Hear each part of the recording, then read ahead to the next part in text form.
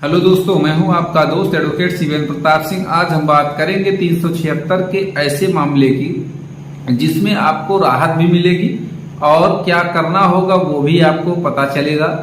चलिए बात करेंगे। आप आज का यह वीडियो जो होगा एक स्पेशल व्यक्ति के लिए होगा कि अगर किसी भी व्यक्ति की भाभी ने उसके ऊपर 376 का मुकदमा कर दिया हो, अर्थात बलात्कार का केस कर दिया हो, तो उसे कैसे राहत मिलेगी या उसे उस मुकदमे से कैसे जेल से छोड़ा जाएगा या छुटाया जाएगा या जेल से जो बेल की बात होगी वो कैसे आसानी से मिल जाएगी।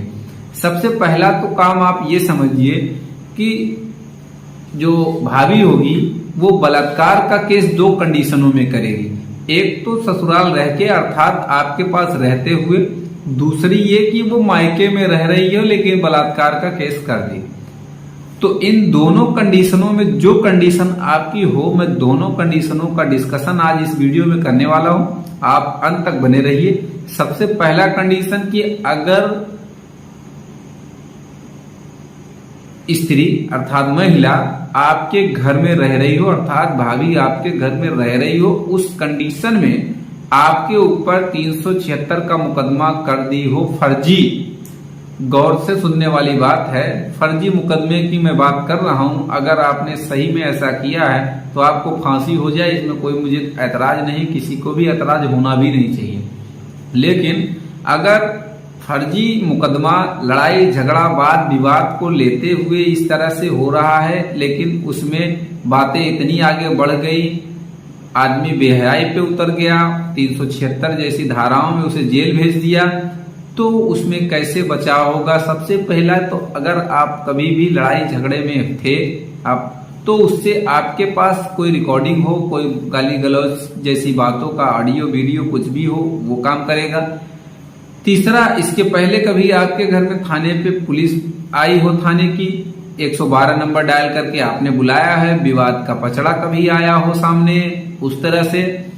तीसरी ये कि अगर आप बाहर कहीं रहे हो उस घटना के दिन जिस दिन वो घटना बताई गई है।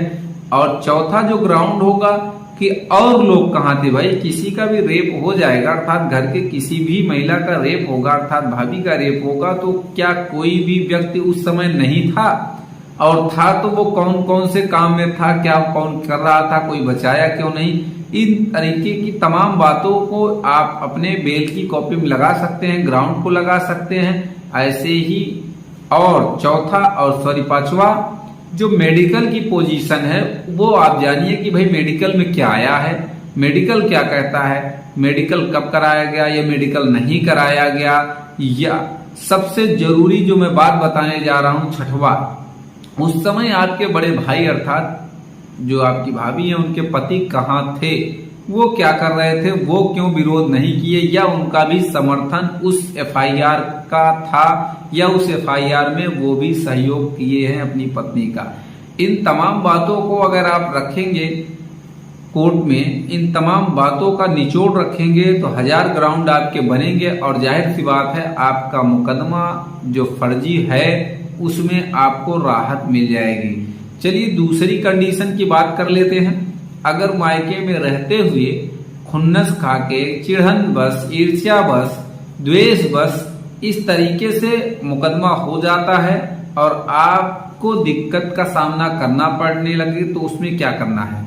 सबसे पहले तो आप ये समझिए कि मायके में रहते हुए किसी भी प्रकार का कोई केस करे तो वो फर्जी ही माना जाएगा।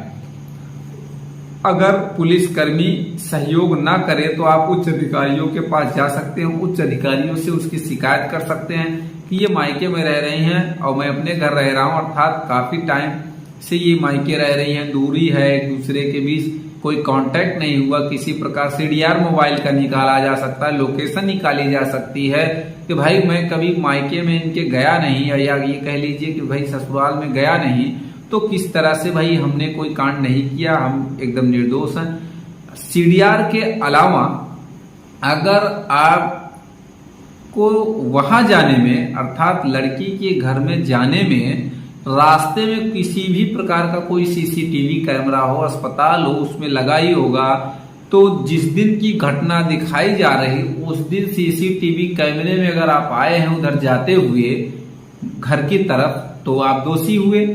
तो भाई मैं उस दिन जब गया नहीं, आप देख सकते हैं 1000 कैमरे लगे हैं या इस तरह का एविडेंस है। दूसरी बात आप ये भी कह सकते हैं कि भाई कोई भी व्यक्ति लड़की के घर जाएगा, रेप कार करेगा, बलात्कार करेगा और चला आएगा, इतना आसान तो नहीं होता मेरे ख्याल से। या तो दोनों की सहमति हो, अगर नहीं है तो फिर किसी भी मायके में किसी महिला के और रेप कारित करना, अपराध कारित करना, ये मेरे हिसाब से अगल बगल आस पास पड़ोस के लोग रहेंगे, फिर वहां रिश्तेदारी नहीं देखी जाती, फिर कुटुम्बस अच्छे से हो जाती। लेकिन ऐसी चीजें कुछ नहीं हुई हैं, न कहीं चोटें आई हैं। और फिर क्या उस परिवार के लोग कहाँ थे? उस परिवार के लोग कहाँ थे? आराम से बैठ के तमाशा देख रहे थे। तमाम ऐसे ग्राउंड आप रख सकते हैं। हाँ, मैंने शुरू में ही कहा अगर आपने ये तरह का अपराध किया तो आपको फांसी हो जाए, जेल हो जाए, इसमें कोई दो राय नहीं है, अच्छा भी होगा। लेकिन अगर आपके ऊपर फर्जी मुकदमा किसी खुन्नस से, किसी ईर्ष्या से, किसी भी वाद विवाद, लड़ाई झगड़े से लगाया जा रहा है तो ये सरासर गलत है। और ऐसा करने वाली स्त्री के साथ आप भी दुनिया भर के मुकदमे कर सकते हैं। हाँ, वो अलग की बात है, लेट लतीफ दर्ज होना वो अलग बात है, लेकिन होगा। उम्मीद करता हूँ, आशा करता हूँ आज की जानकारी आपको पसंद आई होगी। अगर जानकारी पसंद आई तो वीडियो को लाइक करिए, शेयर करिए। यूट्यूब चैनल SP 72 कानून प्रयागराज को जरूर सब्सक्राइब